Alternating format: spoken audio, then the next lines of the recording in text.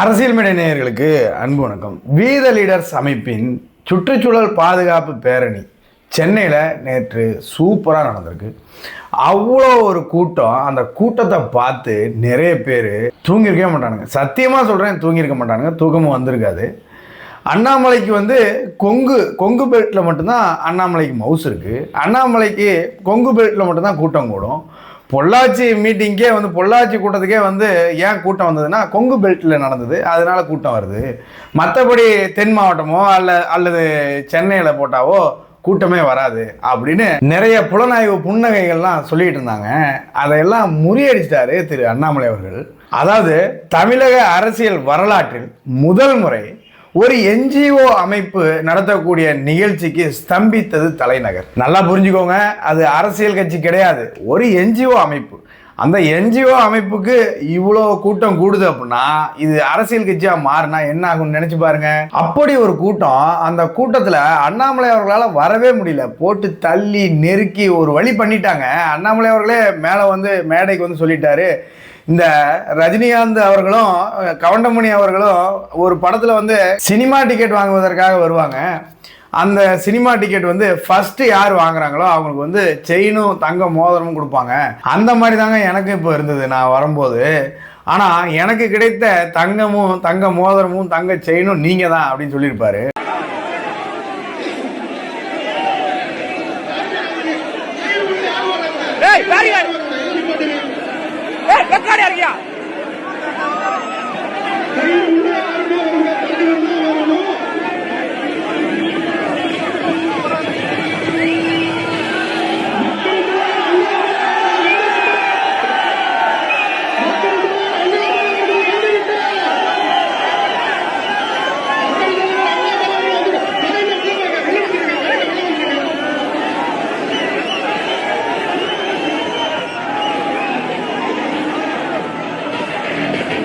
ஐயோ, எங்கேயா இருந்தீங்க? இவ்வளோ பேர், இவ்வளோ பசங்க, இவ்வளோ இளைஞர்கள் எங்கே தாயா இருந்தீங்க இவ்வளோ நாளா? நீங்கள் பாட்டு திடீர்னு இவ்வளோ பேர் வந்துட்டீங்க. நான் நினச்சேன் தமிழ்நாட்டில் ஏதாவது சினிமா ஆக்டர், பெரிய பெரிய ஆக்டர் வந்தால் தான் இவ்வளோலாம் கூட்டம் வரும் அப்படின்னு நினச்சிக்கிட்டு இருந்தேன். ஆனால் உண்மையாலுமே ஒரு படித்த தலைவருக்கு, ஒரு படித்த பண்பான தலைவருக்கு இவ்வளோ கூட்டம் கூடுகிறது. உண்மையாகவே தமிழகம் ஒரு படித்த தலைவருக்காக எதிர்பார்த்து கொண்டிருக்கிறது அப்படின்றத நேற்று தான் நானே தெரிஞ்சுக்கிட்டேன். அடுத்து அந்த நிகழ்ச்சியில் நடிகர் விவேக் அவர்களின் சின்ன கலைவாணர் என்று அழைக்கக்கூடிய நடிகர் விவேக் அவர்களின் மனைவியும் கலந்துக்கிட்டாங்க. அதே போல அந்த நிகழ்ச்சியில் பேசிய திரு அண்ணாமலை அவர்கள் நிறைய விஷயத்தை போட்டு உடைச்சிட்டாருங்க. அப்படியே ஒவ்வொரு பேச்சும் நெத்தி போட்டுல அடிச்ச மாதிரி பேசினாரு. பாரத பிரதமர் திரு நரேந்திர மோடி அவர்கள்ல இருந்து, மேகதாது பிரச்சனையில இருந்து, அமித்ஷா இவர்கிட்ட சொன்னதுல இருந்து, இவரை பாஜக பி டீம்னு சொல்றதுல இருந்து எல்லா விஷயத்தையும் போட்டு பொழந்துட்டார். அதே போல டிவிகே அரசுக்கும் ஒரு சில கோரிக்கைகளையும் சொல்லியிருக்காரு, ஒரு சில ஐடியாக்களையும் சொல்லியிருக்காரு திரு அண்ணாமலை அவர்கள். அதுல ஃபர்ஸ்ட் பாத்தீங்கன்னா, பாஜகவின் பி டீம்னு என்னைய சொல்றீங்களே, பாஜக கொடுத்த பதவியை தூக்கி எறிஞ்சிட்டு வந்தவன் நானு. அமித்ஷா கிட்ட போய் கேட்டு பாருங்க, உங்களுக்கு நம்பிக்கை இல்லைன்னா அமித்ஷா கிட்ட கேட்டு பாருங்க. அமித்ஷா முன்னாடியே டெல்லி வந்துடணும் அப்படின்னு சொன்னாரு. ஆனா நான் டெல்லியில வர முடியாதுன்னு சொல்லிட்டு இங்க வந்தவன். நம்பிக்கை இல்லைன்னா போய் உங்க அமித்ஷா கிட்ட கேட்டு வாங்க அப்படின்னு சொல்லியிருக்காரு. அதே போல மத்திய அரசை பொறுத்தவரை இன்னைக்கு நண்பர்களுக்கு இந்த மேடையில் நான் சில விஷயத்தை போட்டு உடைக்க விரும்புகின்றேன். எனக்கு நிறைய நம்முடைய பிஜேபி நண்பர்களாக இருக்கட்டும், மாற்றுக் கட்சி நண்பர்களாக இருக்கட்டும், அண்ணாமலை என்ன பிஜேபி விட்டு வரலீங்க, அவர் பிஜேபி பி டீமுங்க. அவர் டெல்லி எப்படி போனார் பாத்தீங்களா? ஜம்முன்னு போனார். 4 நாள் ரிசைன் பண்றார். அமித்ஷாவை பார்த்தார், எல்லாத்தையும் பார்த்தார். ஆனா சண்டையே போடலையே. சண்டை போட்டா தானே அவர் பிஜேபிக்கு எதிரி. சண்டையே போடலையே. அவர் மரியாதை நிமித்தமாக எல்லாத்தையும் பார்த்துட்டு, ஐயா உங்க வேலையில் நீங்க போங்க, என் வேலையில் நான் போறேன், எனக்கு ஒரு புது விதமான அரசியல் எண்ணம் இருக்கு, இதுல செஞ்சுக்கிறேன். அதுவும் போய் தான் அமித்ஷா அண்ணாமலையோட காதல் ஏதோ சொல்லி தமிழ்நாட்டுக்கு அனுப்பிச்சிருக்காரு. அது அண்ணாமலை பக்காவாக தமிழ்நாட்டில் செய்வதற்காக பிஜேபி பிளீன்டின். ஆமா, உண்மைதான். அமித்ஷா என் காதல் ஒரு விஷயத்தை சொன்னார். இத்தனை காலமாக சொல்லல, இந்த மேடையில சொல்றேன். அமித்ஷா அவர்கள் என்னை டெல்லிக்கு வர சொன்னாரு, டெல்லியில பொறுப்பெடுக்க சொன்னார். 3 ஆண்டுகளுக்கு மேல டெல்லியில் இருக்க வேண்டும் என்று சொன்ன பொழுது, நமக்கு அது ஒத்து வராதுங்க ஐயா, நான் தமிழ்நாட்டில் இருந்துக்கிறேன், நமக்கு அது வேண்டாங்க ஐயா, நான் இங்கேயே சின்னமா பாவமா இங்கேயே மக்கள் சேவை பண்ணிக்கிட்டு நம்முடைய நண்பர்களோடு சகோதர சகோதரர்களோடு இங்கேயே இருந்துக்கிறேன். அதுல சில நண்பர்கள் அண்ணாமலை அமெரிக்கா போயிருவார், டெக்சாஸ் போயிருவார், கலிபோர்னியா போயிருவார். ஐயா, இந்த கை இங்க குப்பை தாங்க எடுத்துட்டு இருக்கு, எங்கேயும் போல.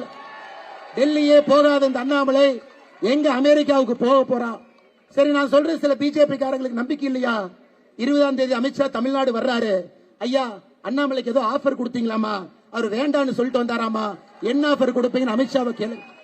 எப்பொழுதுமே அரசியலை பொறுத்தவரை ஒரு பிரின்சிபலோடு மட்டும்தான் நான் அரசியலை செய்திருக்கின்றேன். யார் கட்சி ஆரம்பிச்சாலும் இங்க ஒரு குரூப் முத்திர குத்துறதுக்குன்னே இருக்கு. முதலமைச்சர் விஜய் அவர்கள் கட்சி ஆரம்பிக்கும் போது டிவிகேவும் பிஜேபியோட பி டீம், நாம் தமிழர் கட்சியும் பிஜேபியோட பி டீம், இப்போ வந்து வி த லீடரும் பிஜேபியோட பி டீம்னு சொல்ல ஆரம்பிச்சிருக்காங்க.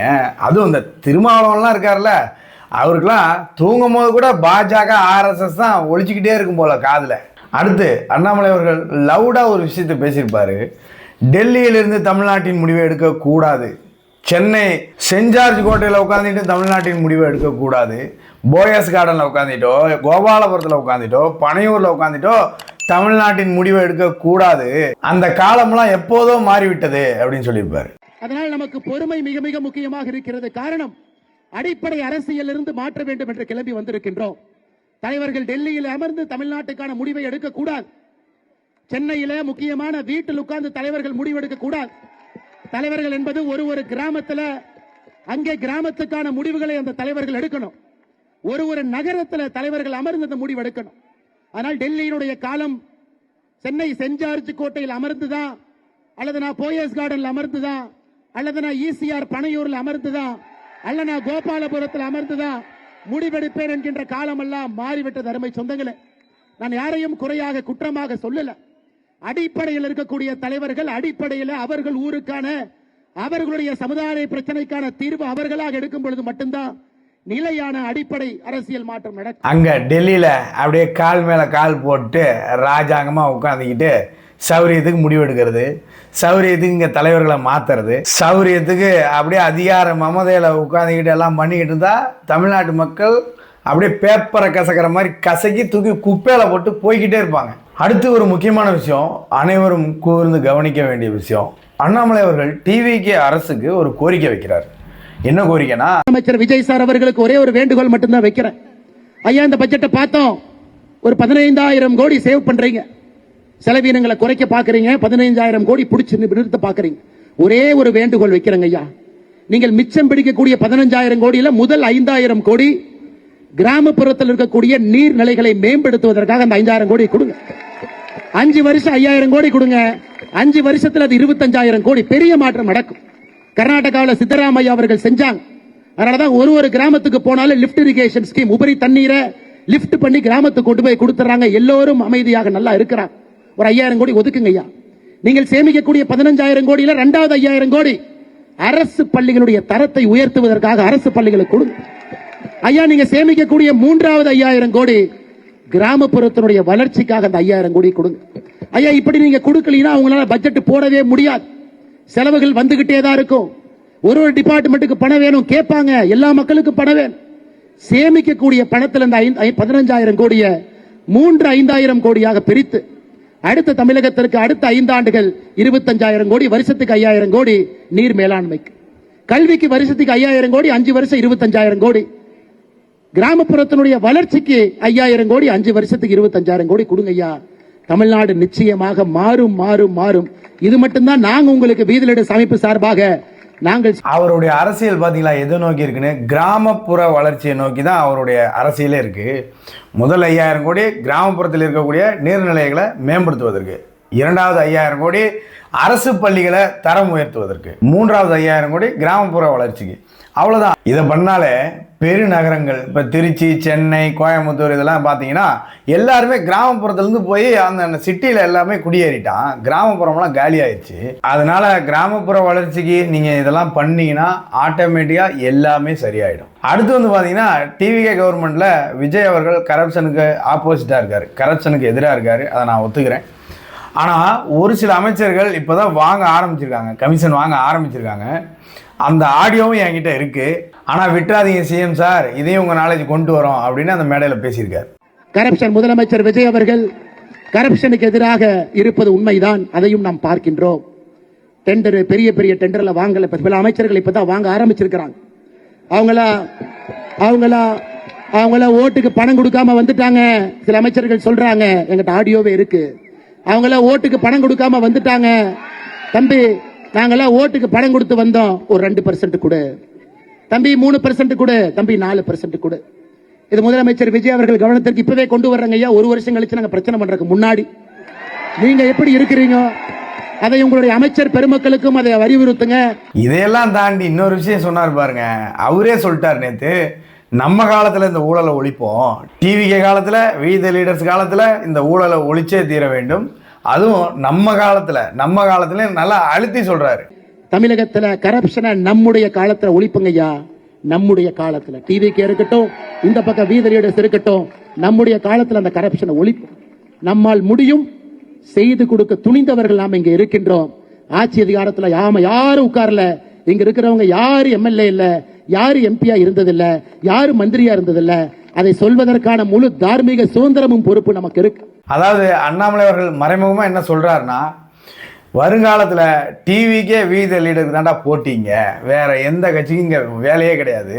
இந்த ஏடிஎம்கே, டிஎம்கே, பிஜேபி, காங்கிரஸ் இதெல்லாம் சீன்லயே இருக்க மாட்டீங்க அப்படின்னு சொல்றாரு. இப்பவே பிஜேபி, ஏடிஎம்கே எல்லாம் சீன்லயே கிடையாது, அங்க கட்சியே கிடையாது, அது வேற விஷயம். இருந்தாலும் சொல்றாரு, மறைமுகமா சொல்றாரு. அதனால தயவு செய்து அண்ணாமலை அவர்களுக்கு எப்படி கூட்டம் கூட்டுச்சு, காசு கொடுத்து கூட்டு வந்தாங்களா, இல்லை என்ன பண்ணி கூட்டத்தை கூட்டினாங்க அப்படின்றத யோசிக்காம, அப்படின்றத நினைச்சு சாகாம, தூக்கத்தை தொலைக்காம போய் அவங்கவுங்க கட்சி வேலையை பாருங்க. அதுவும் இந்த கேமரா திருட்டு நாய்கள், திருட்டு ராஸ்கல் போடுற ட்வீட்டுக்கெல்லாம் அண்ணாமலை ரியாக்ட் பண்ணணும்னு நினைச்சா எப்படி? அவருடைய கெண்டகால் மசுறு கூட சமமா வர மாட்டேங்குது. அதனால போய் அவங்கவுங்க வேலையை பாருங்க, அவங்கவுங்க கட்சியை வளர்க்குற வேலையை பாருங்க. இல்லை நாங்கள் இப்படி தான் பேசுவோம்னா உங்களை தோலை உரிச்சு தொங்க விட்டுருவோம். அது எங்க தலைவர்லாம் ரியாக்டே பண்ண மாட்டார், நாங்கள் மட்டும் தான் பேசுவோம். அதுவும் நீ என்ன மொழியில பேசுறியோ அதே மொழியில பேசுவோம்.